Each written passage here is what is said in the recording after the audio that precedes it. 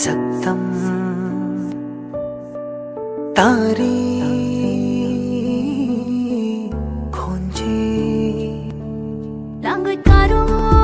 habiyo Ningol yay bi kanbiyo Nungshilay ba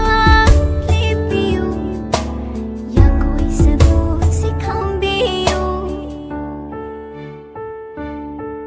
Kabusin mi